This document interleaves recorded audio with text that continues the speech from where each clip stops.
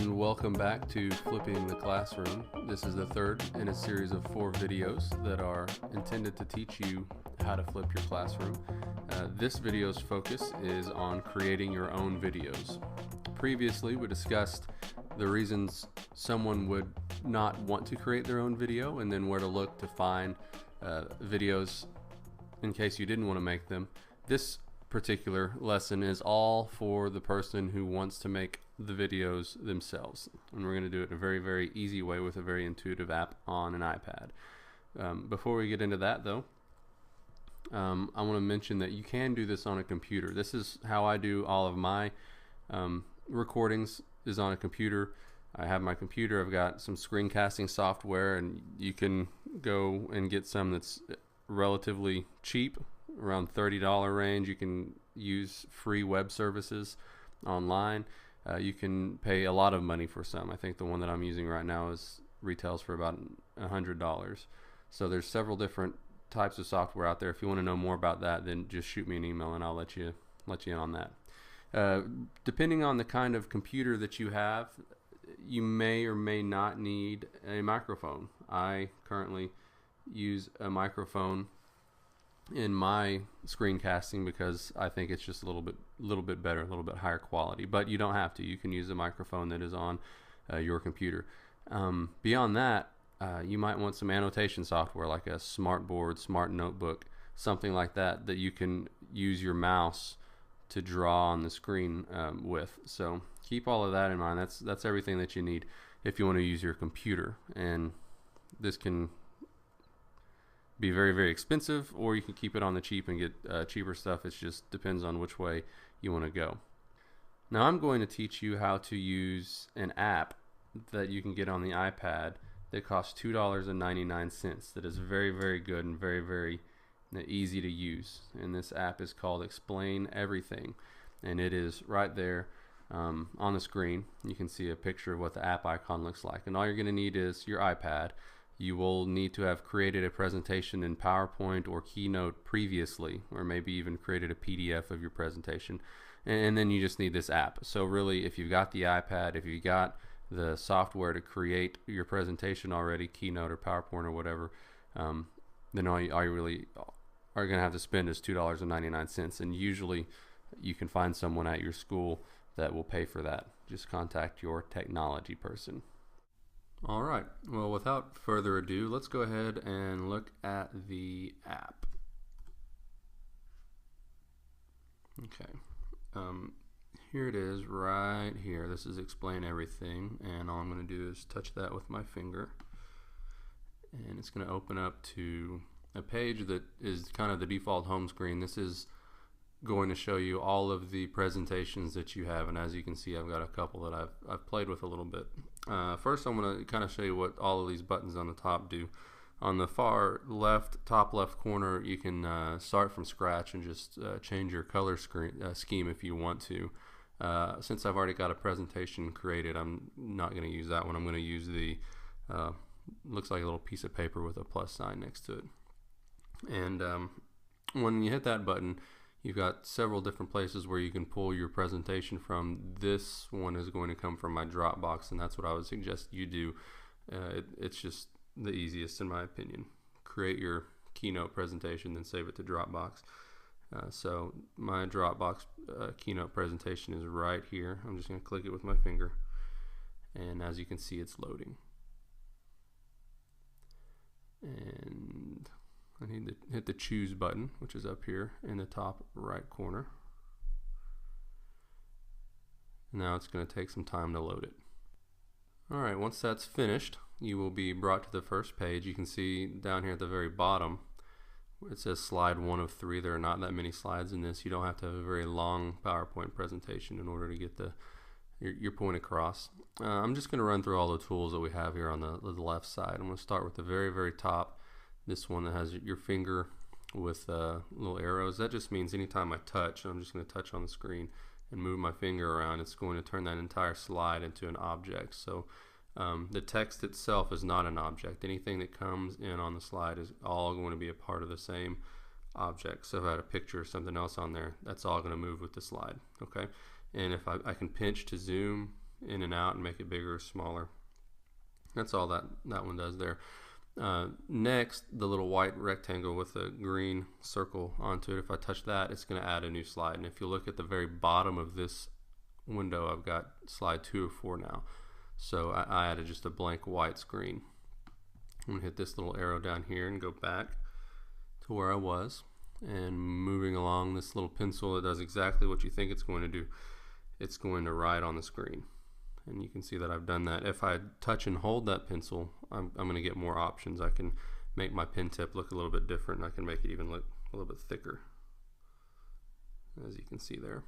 The next tool we have here, this white rectangle with the little circle on the bottom right corner. If I touch that, it's going to bring in some different shapes. If I want to change the shape that I'm using, I can touch and hold, and I've got different options that come up.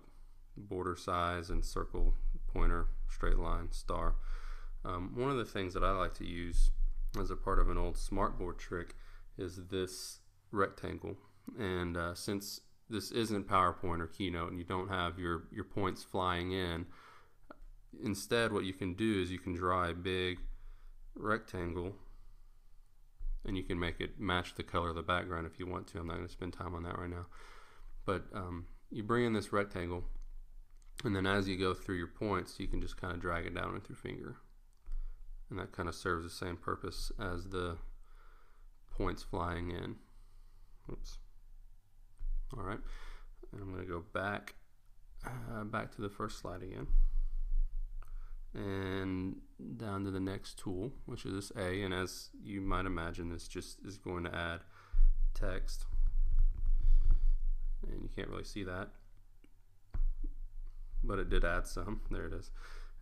If you touch and hold, again, you get some options. The little piece of paper with the green plus at the bottom of it, this is adding files. So if I have a PowerPoint that I pull in or a Keynote and I want to put a photo in it somewhere and make it something I can interact with, aside from the slide that I've got in the background, then I can add the photo there if it's on my camera roll. I can even make it bigger and smaller too. Twist it all around if I want to.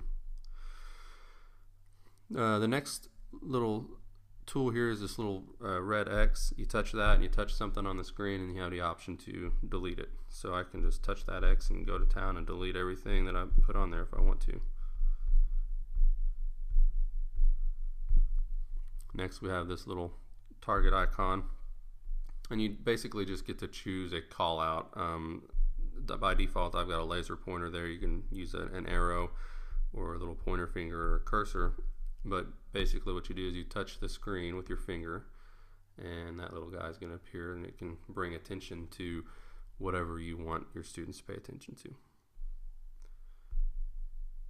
This little eye, if you're a smartboard user, then you'll be familiar with it. But if I've got several different shapes and objects on my screen, then I want to have them in a certain order. I know that I want my slide that you see here, this gray background, I want it to be in the very, very back. So if I had something behind it, like some words or letters, then I would want to send this all the way to the back, and then the words and letters are going to come up.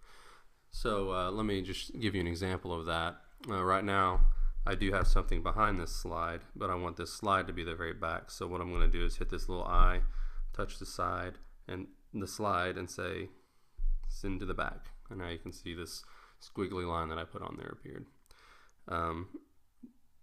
The next button here, very important, it's your undo button. So you just touch that and it'll undo pretty much everything you've done.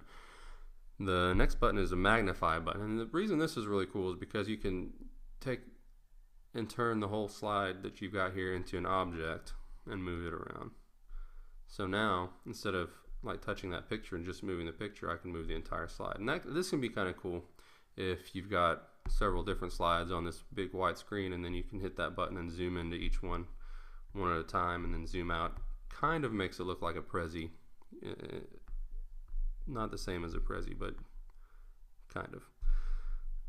That very bottom one, I don't know if you saw that, but underneath the magnifying glass you can kind of make your screen bigger by hiding most of your tools. You have 3 colors, and this is the theme that you get to choose at the very beginning.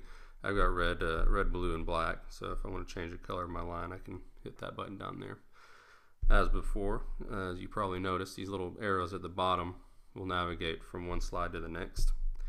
And that's pretty much the basic tools that we've got going on in this app. The most important part that you're going to want to do is record what you're doing. So what you need to do is get your slide show started, get it back to exactly where you want it all to start, and then you're going to want to hit the record button, which is right here down in the middle. If I hit that record button, it's going to record everything that I'm doing on the screen as well as everything that I'm saying. It's going to record through my iPad. And as soon as I'm done recording on this one slide, I'm going to hit the record button again, and it's going to stop. And you see I've got 12 seconds there. I can hit the next arrow, and I can record on this screen. Then I can stop recording, hit the next arrow, and record on this screen. Stop recording, hit the next arrow, and I can record on this screen too. Once I'm finished recording, let's say I've given my entire presentation, my entire lecture, I can actually hit one of these buttons down here in the bottom right to upload it. I can take it to my camera roll if I want to. I can mail it to someone if it's small enough. I can send it as a PDF to iBooks, and then I've got other options there, Dropbox, etc. The one that I would suggest we use is this next one, and that is moving it to our camera roll as a video or moving it to YouTube. I would strongly suggest putting it on YouTube, and then once it's on YouTube, it's easy to send a link out to your students for them to see it. So I'm going to hit that little YouTube button, and this movie name would be like your lesson name. Give it a description, category education, public, unlisted, and private. I've said this before, I'll say it again. Public is probably not where you want to go unless you want everyone in the world to be able to see it. I would suggest going unlisted. That means only people with the link can view. If they don't have the link from you, then they can't find your video. Private means only you or people that you specify can see it, and that's kind of a headache because you have to actually authenticate each and every person. So I'm going to hit unlisted. That way I just send the link to whoever I want to view it. And then once you're done with that, you hit the publish button. And the longer your video is, the longer it's going to take to upload to YouTube. But once it's there, you've got that link, and you can share it out to your students through course sites or email or whatever way you choose to share it. One last thing, and that is whenever you want to get out of this, you can hit that little home button in the very bottom right hand corner.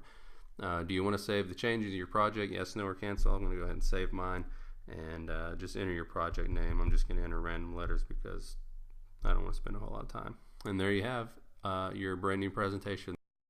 If you have any questions or comments or need any help at all, please feel free to email me at rkindle@alabamachristian.com.